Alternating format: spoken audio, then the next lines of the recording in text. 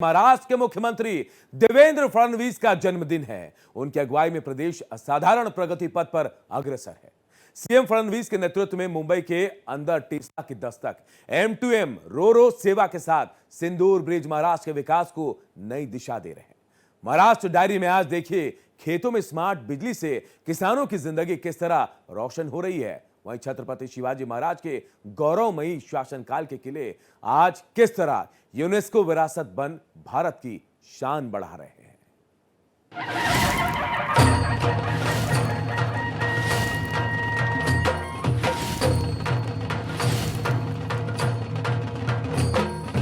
अब जल मार्ग बनेगा सफर का नया जरिया। जरा सोचिए, मुंबई से रत्नागिरी और सिंधुदुर्ग की दूरी अब 10 घंटे नहीं, सिर्फ 4 घंटे में तय होगी, और वो भी पानी के रास्ते से। मुख्यमंत्री देवेंद्र फडणवीस की सरकार M2M रो सेवा शुरू करने जा रही है, जिससे तटीय यातायात को बढ़ावा मिलेगा।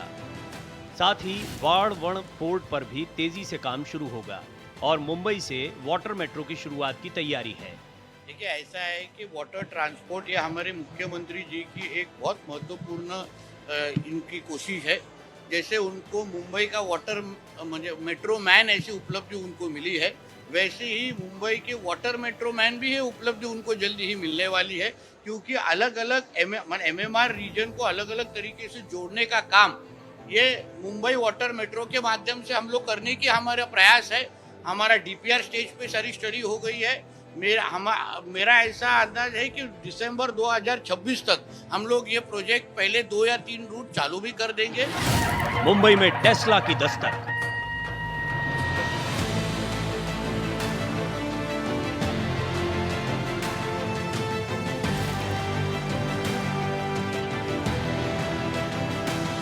दुनिया की सबसे स्मार्ट कार अब मुंबई की सड़कों पर दौड़ेगी और उसका स्वागत खुद मुख्यमंत्री ने किया। टेस्ला ने मुंबई में पहला शोरूम खोला। 4 बेड चार्जिंग स्टेशन भी लगाए जाएंगे। टेस्ला मुंबई में एक्सपीरियंस सेंटर के साथ साथ डिलीवरी की व्यवस्था, लॉजिस्टिक्स की व्यवस्था और सर्विसिंग की व्यवस्था ये सारी खड़ा कर रहा है।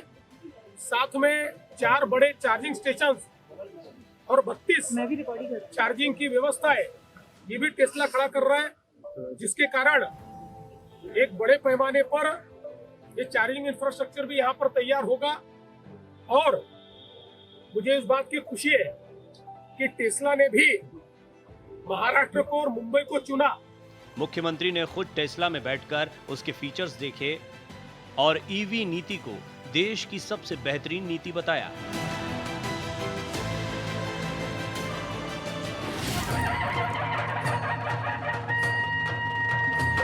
जहां पहले था एक जर्जर ब्रिज, अब खड़ा है शौर्य का प्रतीक सिंदूर ब्रिज।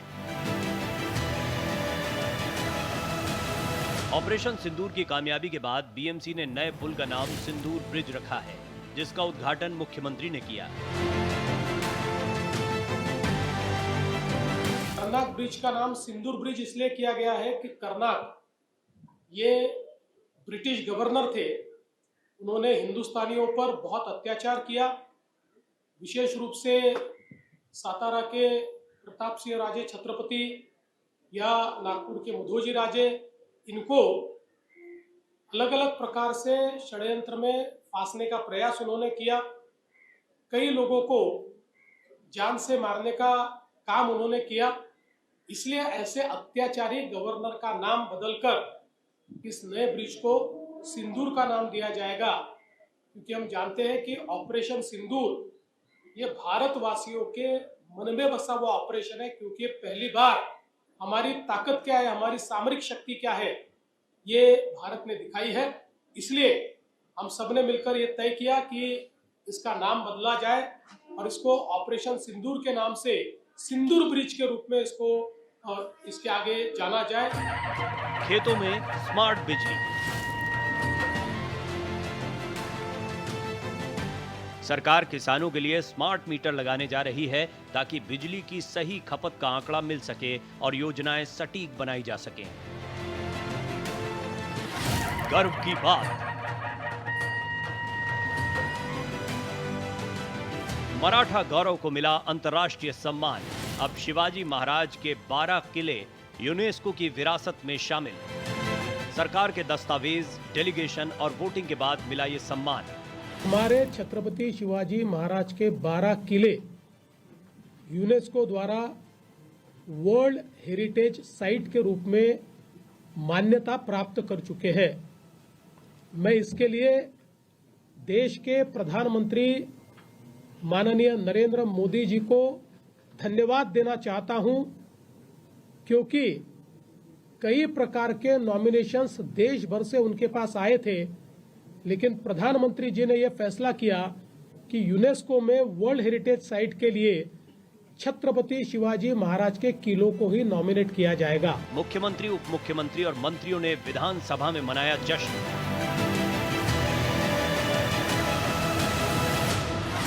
जल से ऊर्जा, ऊर्जा से रोजगार। पानी से अब सिर्फ फसलें नहीं बल्कि हजारों नौकरियां मिलेंगी। जल संपदा विभाग ने जल विद्युत प्रकल्प के लिए कई कंपनियों के साथ समझौता किया। इससे ऊर्जा क्षेत्र में क्रांति और युवाओं के लिए रोजगार के अवसर खुलेंगे। नशे के खिलाफ मिशन मोड। महाराष्ट्र अब ड्रग्स पर मकोका लगाएगा और विदेशी पेडलर्स को सीधा वापस भेजेगा। सरकार सख्त एसओपी बना रही है और केंद्र से संपर्क में है ताकि विदेशी पेडलर्स डिपोर्ट हो सके। फॉरेंसिक से मिलेगा सबूत को वजन। अपराधी कितना भी चालाक हो, अब वैज्ञानिक सबूत से नहीं बचेगा। नागपुर की फॉरेंसिक लैब को हाईटेक बनाया जाएगा, जिसका भूमि पूजन हो चुका है और ये 2026 तक तैयार होकर अपराध नियंत्रण में मदद करेगी। अब एक्सप्रेस वे का सफर और एक्सप्रेस होगा। लोनावला खंडाला लिंक का काम लगभग पूरा। इस लिंक के कारण मुंबई पूरा इतने पास आ रहा है कि पुणे के लोग नवी मुंबई के एयरपोर्ट पर 1 घंटे में पहुंच पाएंगे। तो एक नई इकोनॉमिक इकोसिस्टम इसके कारण तैयार हो रही है। मुख्यमंत्री और उप मुख्यमंत्री ने जायजा लिया। जल्द ही जनता के लिए इसे खोला जाएगा। इससे दूरी और समय दोनों में कटौती होगी। नक्सल के खिलाफ कड़ी कार्रवाई। महाराष्ट्र सरकार ने नक्सलियों पर लगाम लगाने के लिए विधानसभा और विधान परिषद में जन सुरक्षा कानून पारित करवाया। क्रिमिनल जस्टिस सिस्टम में ट्रांसपेरेंसी और तेजी दोनों इसके कारण आने वाली है और मुझे लगता है कि एक और कानून है, दूसरी ओर व्यवस्था है और तीसरी ओर जो कोर्ट्स भी धीरे धीरे इस सिस्टम को अपनाएंगे तो इसमें तेजी आएगी। नवी मुंबई हवाई अड्डे के कामों का निरीक्षण करने के लिए महाराष्ट्र के मुख्यमंत्री देवेंद्र फडणवीस और उप मुख्यमंत्री एकनाथ शिंदे पहुंचे, जिससे जल्दी पूरा हो ये काम और यहां से उड़ानों की आवाजाही शुरू हो। मला सगळ्यात आनंद या गोष्टीचा आहे की प्रधानमंत्री महोदयांनी याचं भूमिपूजन केलं आणि प्रधानमंत्री महोदयच याचं उद्घाटन करतील, हे सगळ्यात महत्त्वाचं। मुख्यमंत्री देवेंद्र फडणवीस ने मीडिया से बात करते हुए जानकारी दी कि 94% इस एयरपोर्ट का काम पूरा हो चुका है और सितंबर 2025 से इसे खोलने का सरकार ने लक्ष्य रखा है।